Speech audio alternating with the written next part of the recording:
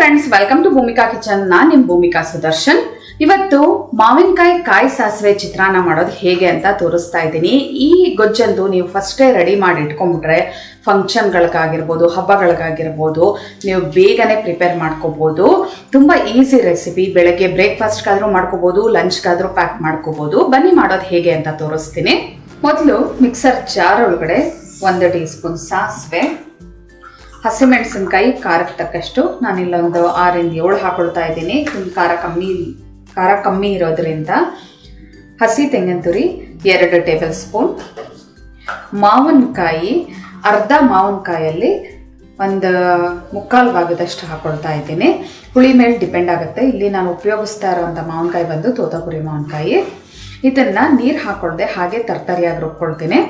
ನೀರು ಹಾಕದೆ ಹಾಗೆ ರುಬ್ಕೊಂಡಿದ್ದೀನಿ. ಮಾವಿನಕಾಯಲ್ಲಿರುವಂಥ ನೀರಂಶನೇ ಸಾಕು, ಈ ಹದದಲ್ಲಿ ರುಬ್ಕೋಬೋದು. ಇವಾಗ ಒಗ್ಗರಣೆ ಹಾಕೊಳ್ಳೋಣ. ಸ್ಟವ್ ಆನ್ ಮಾಡಿಕೊಂಡು ಬಾಣಲಿ ಒಳಗಡೆ 3 ಟೇಬಲ್ ಸ್ಪೂನ್ ಎಣ್ಣೆ ಹಾಕೊಂಡಿದ್ದೀನಿ. ಎಣ್ಣೆ ಒಂಚೂರು ಚೆನ್ನಾಗಿ ಬಿಸಿ ಆಗ್ತಿದೆ. ಹಾಗೆ ಸಾಸಿವೆ 1 ಟೀ ಸ್ಪೂನು, ಉದ್ದಿನಬೇಳೆ 1 ಟೀ ಸ್ಪೂನ್, ಕಡಲೆಬೇಳೆ 1 ಟೀ ಸ್ಪೂನ್. ಸಾಸಿವೆ ಚೆನ್ನಾಗಿ ಸಿಡಿಯೋವರೆಗೂ ಫ್ರೈ ಮಾಡ್ಕೊಳ್ತೀನಿ.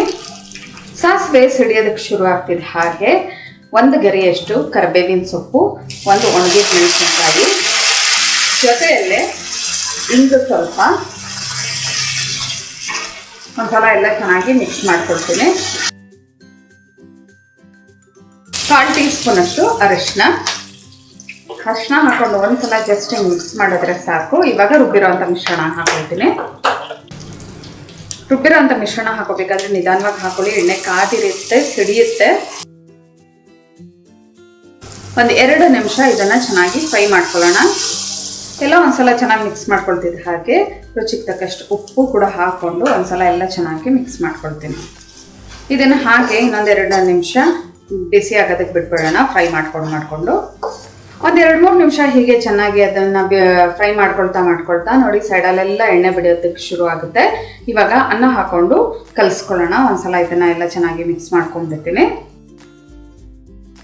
ನೋಡಿ, ಹಿಂಗಂದ್ರೆ ಸಾಕು. ಕ್ಲೀನಾಗಿ ಬಾಣಲೆಯಿಂದ ಬರಬೇಕು ಗೊಜ್ಜು. ಅಲ್ಲಿವರೆಗೂ ಚೆನ್ನಾಗಿ ಬಿಸಿ ಮಾಡ್ಕೊಳ್ಳಿ.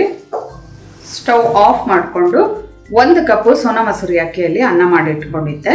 ಈ ಗೊಜ್ಜನ್ನ ನೀವು ಬೇಕಾದರೆ ಲಾರ್ಜ್ ಕ್ವಾಂಟಿಟಿಯಲ್ಲಿ ಕೂಡ ಮಾಡ್ಕೋಬೋದು. ನಾನು ಇಲ್ಲಿ ತೋರಿಸ್ತಾ ಇರೋದು ಬರೀ 1 ಕಪ್ಗೆ ಆಗೋಷ್ಟು ಗೊಜ್ಜನ್ನ ತೋರಿಸಿದ್ದೀನಿ. ಇವಾಗ ಅನ್ನ ಎಲ್ಲ ಹಾಕಿ ಚೆನ್ನಾಗಿ ಈವನ್ ಆಗಿ ಮಿಕ್ಸ್ ಮಾಡ್ಕೊಳ್ತೀನಿ. ಒಂದ್ಸಲ ಸ್ಪ್ಯಾಚುಲಾದಲ್ಲಿ ಈ ಥರ ಚೆನ್ನಾಗಿ ಮಿಕ್ಸ್ ಮಾಡಿಕೊಂಡು ನಂತರ ಕೊತ್ತಂಬರಿ ಸೊಪ್ಪು, ಕಡಲೆಕಾಯಿ ಬೀಜ ಎಲ್ಲ ಹಾಕ್ಕೊಂಡು ಮಿಕ್ಸ್ ಮಾಡ್ಕೊಳ್ಳೋಣ. ಸ್ಪ್ಯಾಚುಲಾದಲ್ಲಿ ಎಲ್ಲ ಚೆನ್ನಾಗಿ ಒಂದ್ಸಲ ಮಿಕ್ಸ್ ಮಾಡ್ಕೊಳ್ತಿದ್ದೆ. ಹಾಗೆ ಕಡಲೆಕಾಯಿ ಬೀಜನ ಫ್ರೈ ಮಾಡಿ ಸಿಪ್ಪೆ ತೆಗೆದಿಟ್ಕೊಂಡಿದ್ದೀನಿ. ನೀವು ಬೇಕಾದರೆ ಕಡಲೆಕಾಯಿ ಬೀಜನ ಎಣ್ಣೆಯಲ್ಲೇ ನೀವು ಫ್ರೈ ಮಾಡ್ಕೊಂಡು ಎತ್ತಿಟ್ಕೋಬೋದು. ಇವಾಗ ಕೊತ್ತಂಬರಿ ಸೊಪ್ಪು ಹಾಕ್ಕೊಂಡು ಇವಾಗ ಕೈಯಲ್ಲಿ ಚೆನ್ನಾಗಿ ಇವನಾಗಿ ಮಿಕ್ಸ್ ಮಾಡ್ಕೊಳ್ತೀನಿ. ನೀವು ಬೇಕಾದರೆ ಸ್ಪ್ಯಾಚುಲಾದಲ್ಲೇ ಮಿಕ್ಸ್ ಮಾಡ್ಕೊಳ್ಳಿ. ನನಗೆ ಕೈಯಲ್ಲಿ ಮಿಕ್ಸ್ ಮಾಡಿದ್ರೆ ಒಂಥರ ಸಮಾಧಾನ, ಕರೆಕ್ಟಾಗಿ ಇವನಾಗಿ ಮಿಕ್ಸ್ ಆಗಿದೆ ಅಂತ ಗೊತ್ತಾಗುತ್ತೆ ಬ್ಲೈಂಡ್ ಆಗಿರೋದ್ರಿಂದ. ಎಲ್ಲ ಚೆನ್ನಾಗಿ ಮಿಕ್ಸ್ ಮಾಡ್ಕೊಂಡಿದ್ದೀನಿ. ಚಿತ್ರಾನ್ನಗಳಿಗೆ ಮಾತ್ರ ಎಣ್ಣೆ ಸ್ವಲ್ಪ ಮುಂದಾಗಿರಬೇಕು, ಆವಾಗಲೇ ನಿಮಗೆ ರುಚಿ ಅನಿಸೋದು, ತಿನ್ನೋದಕ್ಕೂ ತುಂಬ ಚೆನ್ನಾಗಿರುತ್ತೆ.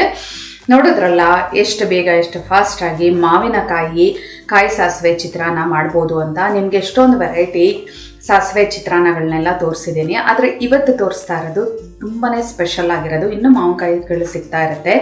ಮಾಡಿಕೊಂಡು ತಿಂದು ಹೇಗಿದೆ ಅಂತ ಕಮೆಂಟ್ ಬಾಕ್ಸಲ್ಲಿ ತಿಳಿಸಿ.